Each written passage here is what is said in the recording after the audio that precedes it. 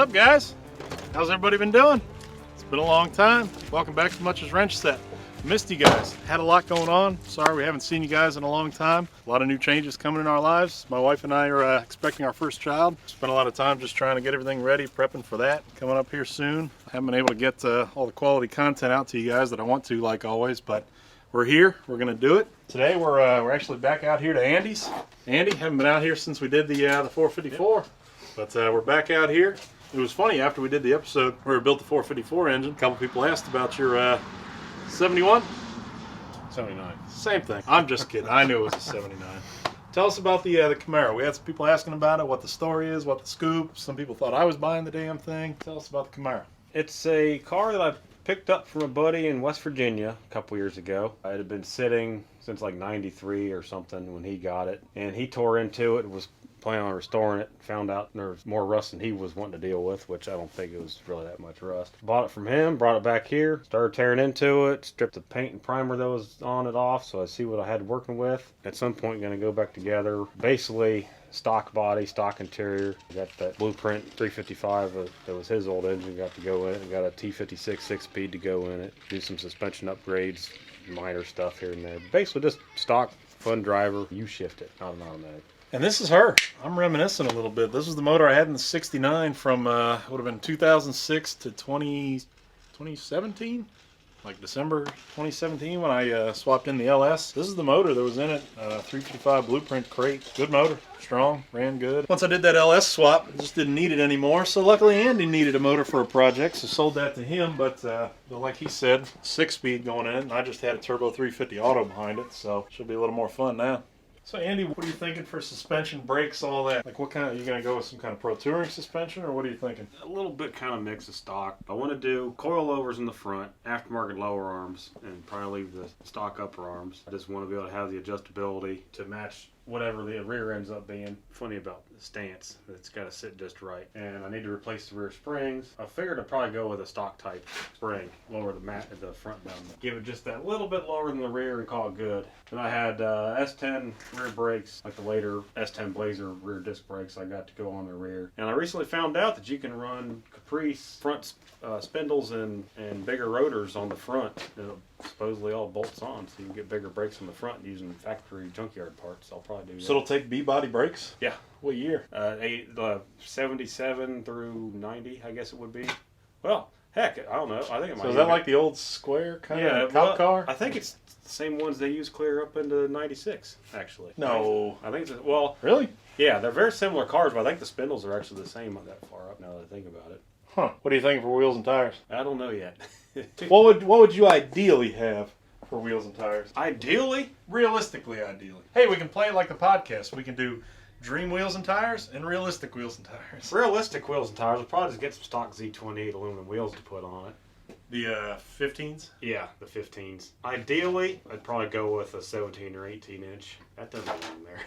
A 17 or 18 inch rim that looks like the factory type of Z28 wheel, but obviously, wider too. Now, is Year One of the few companies still making those or selling them, or are those kind of everywhere now? Those bigger... They do. I think they're only 9 inches wide, though. I'd like to get wider in the back. Only 9 inches wide, huh? Yeah, only. You're getting greedy, Andy. You're getting real greedy. Only 9s. Well, I mean, these old Krager SS's, those are 10 inches wide. Yeah, but this is from back in the day when you jack the rear end up, stick some what would they have been back then? 295s? Yeah, stick some 295s on, but the shackle extenders on. Well, it's got air shocks. You can pump these things up. Man, this is early 80s dream right here. T-tops don't leak either. I'm probably going to leave the seals alone. Everybody says the T-tops don't leak. I think that is how you have to sell an F-body. Well, T-tops don't leak. Well, actually, it wasn't sold on that. I bought it and brought it home, and it was in a real heavy rainstorm, and it sat out there on the trailer for a couple of weeks in the rain, and it never got wet inside. Well, did you touch the headliner? There is no headliner. Every F-body I've ever bought that had T-tops, main selling point of the guy, well, not the main selling point, one of the big selling points, if you know F-bodies, are like, T-tops don't leak. Always leak. Every time they say they leak, they're going to leak more. Well, apparently not for Andy. You're buying them from different people. The times I've bought them, they said, oh yeah, those things leak. Well, you know how to find trustworthy people, I guess. Oh, Jesus. Sorry. Almost tripped over your IROC that runs and drives and is a good daily driver and hasn't driven in years. What's going on with this thing? Yeah, it needs a fuel pump. It sat so long, the fuel pump actually died, and this front tire is about to pop. Got a nice big bulge right there. If I ever get around to it, I'll put a fuel pump in it, change the tires. And actually the real reason I quit driving it all the time and why it sat for so long, it's got a drivability issue. It has something to do with the mass airflow sensor, and it's not happy with the camshaft and cylinder heads and stuff that I've got on it. Never could figure out what was causing it to have its issues. Well, that's what TunePort was good for, right? Having small issues that no one could ever realize what they were. This is a big issue though. It just, Well, you'll just be driving along and you lose all your throttle response and it idles up and down and you basically can't drive the car. good old TunePort injections. You guys out there that had one of these, you know what I'm talking about. This is the only one that's ever done it. Yeah. And what year is it again? 86. 86. Yeah. All right. 350. Yep. 350. And tell them the best part. Yeah, best thing I ever did to the car, besides hot rodding the engine, was I put in the LT1 style T56 6-speed transmission. Just that alone made the car so much more fun to drive. And that's a factory style Hurst shifter, whatever that means. Sorry, guys, we can't get in the car right now. Andy's trying to dry out headliners from the Truman administration here. But yeah, it's got a 6-speed in it. And I love that. I've tried to get this car from him for years. Won't sell it to me for some reason. Can't imagine why. Yeah, I had this car for quite a while. I bought it late 02, I think, out in South Dakota. And I used to drive it a whole bunch. I would drive it even in the wintertime sometimes. Summertime, spring, fall, of course. It's just been sitting a lot of years now, so I really need to start driving it. Jesus, what about this one? Found another 3rd gen over here. God, I'm getting lost in this place. What is this thing? This is an 85 IROC Z, and I've had it not as long as the black one. It was a local car to the area. I bought it from the second owner who had it. He bought it in 88. It was his daily driver for, I think, till like 2000-ish, and then he just let it sit in his driveway. I bought it, I don't know, 07, something like that, with the intent of just doing a stock restoration on it, and that was when I lived at my old house. We moved and haven't done anything with it since then.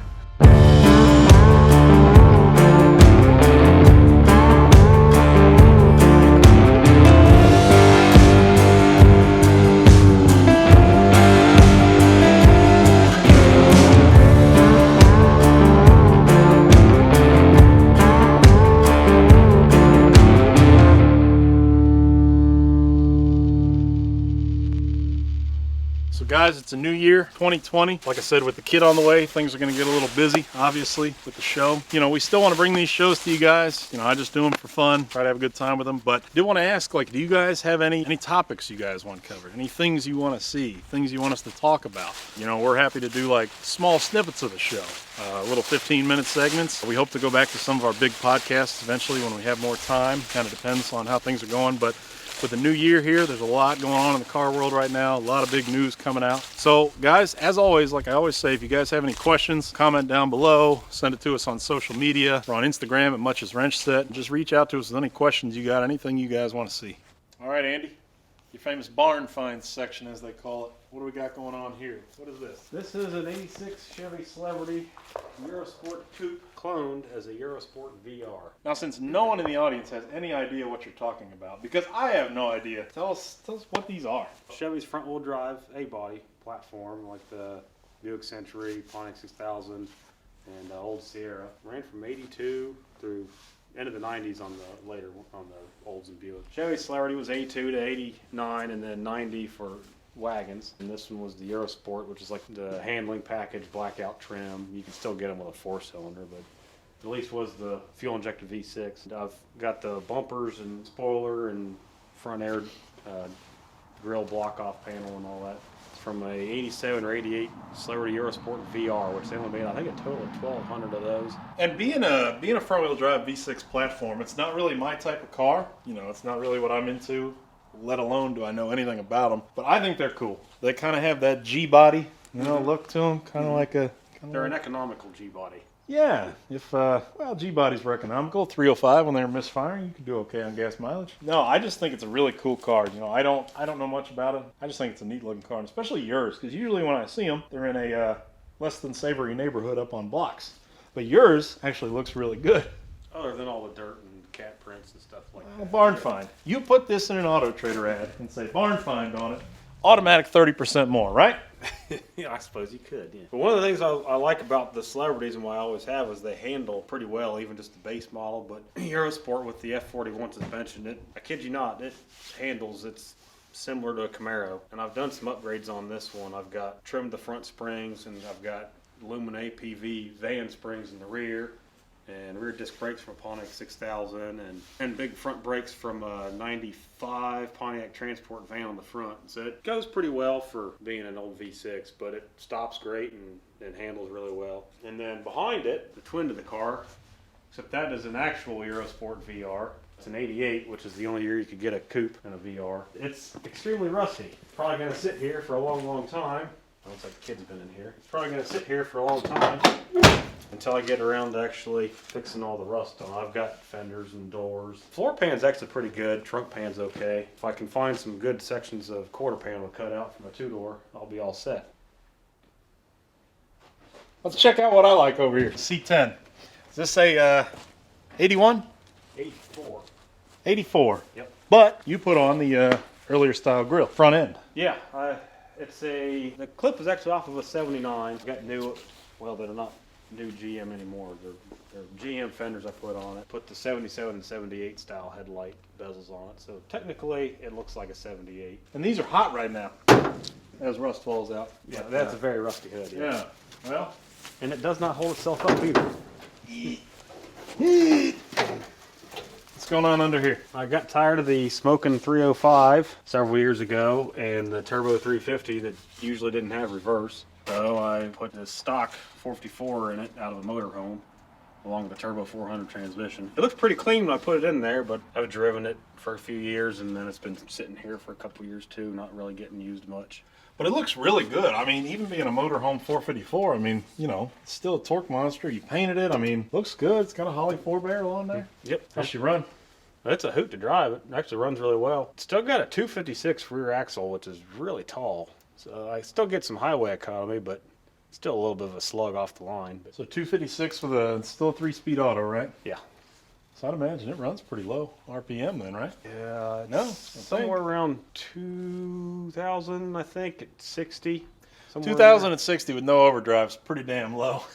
Well, yeah. But I'd like to have something like a 373 or 342 in it. Fuel tank, got a little pinhole knocked into it, moving the brackets around, trying to fix the fuel sending unit, waiting to get a new fuel tank put in it. I have the fuel tank, me being lazy, haven't done it yet. Well, since it sounds like this one's not going to be back on the road tomorrow, we got this. This thing looks like it was on the road recently.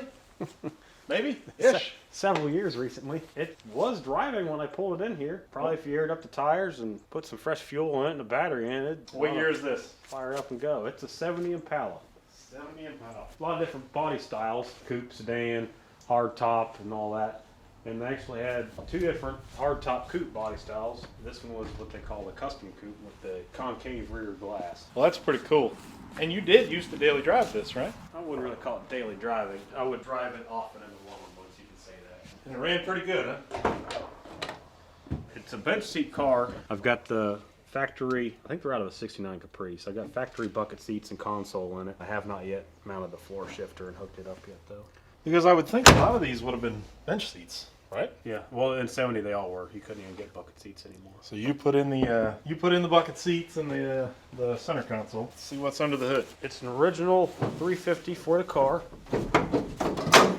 The original rating was I think 250 horsepower. Just had a 2-barrel. Hey, you're missing a spring there. Yeah, the hinge buckles. That's another thing. I got new hinges. I haven't put them on. It's still the stock short block. Still stock heads actually, I believe. But it's had a mild cam put in it, 4-barrel intake. And Well, you got the nice 80s anodized valve covers going on. That's pretty cool. yeah, I thought it fit the look of the car. I've always liked them. So it's not a speed machine. Nope. It sounds like it though. It's got that cable shaft. It's got that little bit of a lope at idles. It sounds real good, but it's nothing like it sounds. It's a very nice cruising car. Well, I'd say let's crank it up, but we're missing something here. Yep. Short of battery. All right, next time. If you guys want to see an episode where we buy 19 batteries and come here and start up all Andy's vehicles, let us know. That's the only way I'm going to motivate him enough to do it. You guys tell us if you want to see that.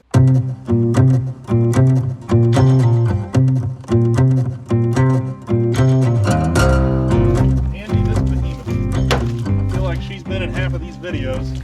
People have asked about her. What's going on with this baby? It's just a fun play toy. It's a 79. It's actually a GMC. It's all badges of Chevy, but 79, 1-ton, dually. Truck's out of Florida. and was in Tennessee, and then that's where I bought it and brought it home. It was originally a 350, if I remember right. You could get a 350 dually back then? Well, you couldn't even get a big block in a full drive at all until 1981, I believe. Really? Yeah, so the 400 small block was even the biggest thing you could get in this. But it's the camper special, and because they only got it with the 350, it came with 456 gears. Pretty mild big block in it now. 3-inch lift in the back, 4-inch lift in the front, I believe. What size are the tires? Those are a 9.0 by 16. They're basically a skinny 36. Skinny 36. Yeah. But I've always loved the look of this truck because it has that look from the 80s. Like if you had this circa like 1985, bee's knees. I mean, it has that look. These aren't, now are these real Groundhogs tires or? They look similar, but no, they're Power King tires. I don't know how old the design is, but it's just an old belted type tire. You can actually still buy them. Well, I'd say it's tall enough, Andy. So it's a 454. What transmission? Turbo 400. Turbo 400 to 456 gears. Yep. On 36s. Yep. Be a little loud going down the freeway. It's actually pretty bearable. Well, I've never been in it on the freeway, but we'll see. So you said it's a camper special. So obviously this would have been for probably the steps into the door, right? Into the camper on the bed? Yeah, it's something someone's added. And there's different camper special option packages. This one on this truck happened to include the heavy rear springs with the top overload spring. I think it probably originally had a rear sway bar, but that's long gone. It's got dual batteries, and there's still the camper wiring harness rolled up and tucked up in the frame at the front of the bed where it's never actually been used. And I believe it comes with heavy duty cooling, but I think a lot of them had that anyway. So is it all a block lift then in the back here? Yes. All these the shackles are stock? Yep. You know, all the springs are completely stock. It's had one shock mount relocated. Both shocks are on the rear. They used to be staggered, but one's been relocated to make room for the gooseneck hitch plate in the bed. Well, it's a hell of a truck. I've been trying to buy this since I'm pretty sure the night I met you, however many years ago. Along with Kyle, Chris, all the guys, everyone's always trying to buy this thing from Andy. For some reason, he won't sell it to us. Can't imagine why. Sexiest old dually you'll ever see. Well, I'm going to keep trying, Andy. I'm going to keep trying to buy her. You just find a nicer one. They're out there. I don't want to pay for a nicer one. Neither do I. I love it. Beautiful truck. Absolutely beautiful. And this fine quality paint that's dying. This was shiny when I bought it. The lady I got it from, she said it had just been painted. Real nice paint job. It cost $1,000. I was like, okay, well that's a really cheap, crappy paint job. It's gonna die. Sure enough, within a year or two, it was fading pretty good, and here we are 10 years later. For a while there, you were daily driving it, right? Yeah, I often still do daily driving in the summertime. Let's see under the hood. And I just realized, I don't know if I've ever even seen under the hood of this in all this time. Now this is a little different here. So it's a remote reservoir for the power steering. Is that an early or late style? Because I'm not used to that in power steering. I'm used to it, the reservoir being part of the body. I believe it's an 80s thing. This is an 80s engine. I've got the later 90s style valve covers on it because I thought they looked cool. It's just a wind manifold and Nettlebrot carb that's way too small for the thing. But is it a stock camshaft or? you know, I don't know. It's whatever it is. It's super mild. The engine was real fresh when I got the truck, so I don't know what they put in it. Great looking truck. A little bit of overspray never hurt anybody. Like you said, $1,000 quality paint job, right? It cut in the other side of the hood real nice, but couldn't put enough on the fender where it actually stay. So. Well, looks good enough to me. And it's got a hydro boost brakes. Yep. Just noticed that. Yeah. Was that common on all the dualies? It was a 1-ton thing. If you got a 1-ton truck, the hydro boost brakes. Normally you'd have a power brake booster back there, a big diaphragmed booster, but instead since it's a hydro boost, it runs off the power steering pump, and that makes more sense now why it would have been a remote reservoir probably, because they would have had to have run a different style pump for that. My old 86 Suburban had the remote reservoir, and it was vacuum brakes. You learn something every day, I tell you what. Cool.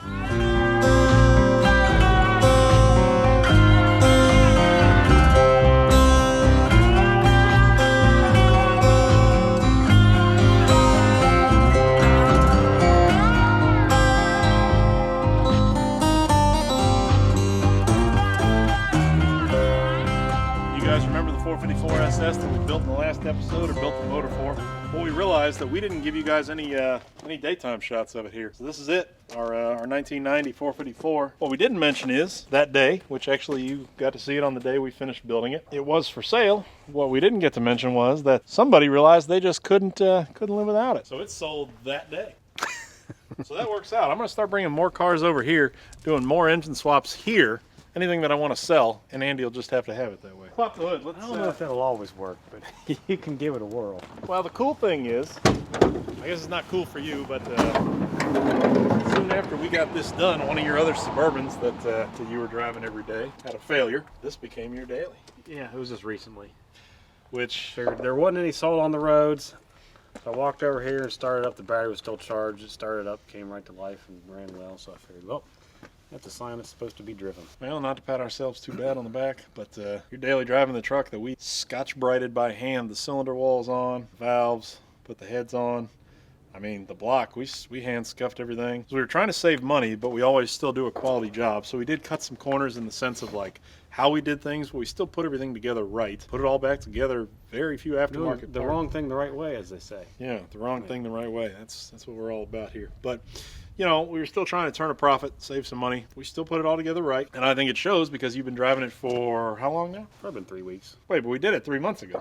Yeah, no, it's out for a while. Oh, Yeah. Well, Maybe you're a supposed to month, tell I don't them you've been driving it for 3 months, Andy. Could have been 4 weeks. I don't know. I haven't been keeping track. But you've been driving it back and forth to work, and it's been good. So It's been doing 60 miles a day, no problem. that's awesome. That's really awesome. Well, Andy, let's fire it up for everybody. It's not a horsepower monster. It doesn't have big exhaust. I think it's got some Flowmasters on it, but it just runs so smooth.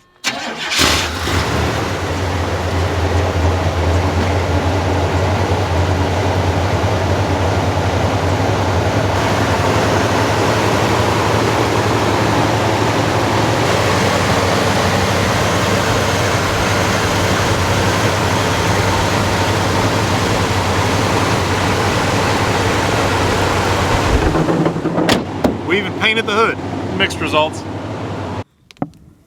Don't try this at home.